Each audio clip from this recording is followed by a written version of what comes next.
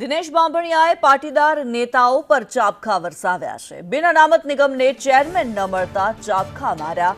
નેતાઓ સામાજિક શૈક્ષણિક આગેવાનો માયકાંગલા હોવાની વાત દિનેશ બાંભણિયાએ કરી।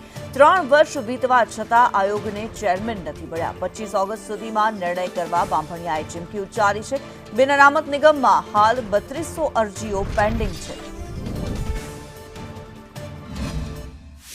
4 વર્ષ જેવો સમય થવા આવ્યો કે બોર્ડના નિગમ અને ચેરમેન અને એના બોર્ડની કોઈ નિમણૂક થઈ નથી। રાજકીય આગેવાનોને વારંવાર રજૂઆતો ત્યારે સામાજિક નેતાઓ માયકાંગલા સાબિત થઈ રહ્યા હોય એવું મારું સ્પષ્ટ માનવું છે। કદાચ મારો આ વ્યક્તિગત ઓપિનિયન છે, પરંતુ સરકાર આ બાબતે 25/8 સુધીમાં કંઈક નિર્ણય લે। ખાસ કરીને જે નિગમના વિદ્યાર્થીઓ લાભાર્થીઓ છે એમના માટે નીતિ વિષયક નિર્ણયો લેવા માટે કોઈ પણ ત્યાં જોગવાઈ નથી। એમના એમડી પણ હાલે ચાર્જમાં છે। એટલે આ નિગમ પાટીદાર સમાજના 14 દીકરાઓના શહીદોના ભોગે આ નિગમ બન્યું છે। એની સ્થિતિ કથળે એ અમને ક્યારે, પરંતુ અમારા વિદ્યાર્થીઓનો શું વાંક છે કે જેમને આ વિદ્યાર્થીઓએ પૈસાના વાંકે એડમિશન લઈ લીધા છે, અભ્યાસ ફોરેન માટેની લોનોની દરખાસ્તો કરી છે, જમીન મોર્ગેજો કરી છે। તો એ વિદ્યાર્થીઓ માટેનું ભવિષ્ય શું થાય એના માટે અમે ચિંતિત છીએ। એટલે 25/8 સુધીમાં સરકાર આ બાબતે નિર્ણય ન લે તો અમે તાળાબંધીનો કાર્યક્રમ।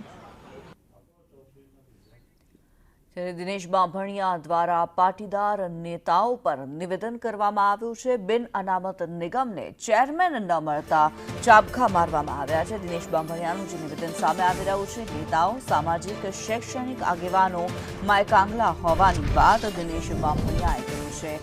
આયોગને હજી સુધી ચેરમેન નથી મળ્યા તેવી ફરિયાદ દિનેશ બાંભણિયાએ કરી છે। 25 ઓગસ્ટ સુધીમાં નિર્ણય નહીં તો તાળાબંધીની ચીમકી ઉચ્ચારી છે। દિનેશ બાંભણિયા પાટીદાર નેતાઓ પર વરસ્યા છે, અગ્રણીઓ પર વરસ્યા છે।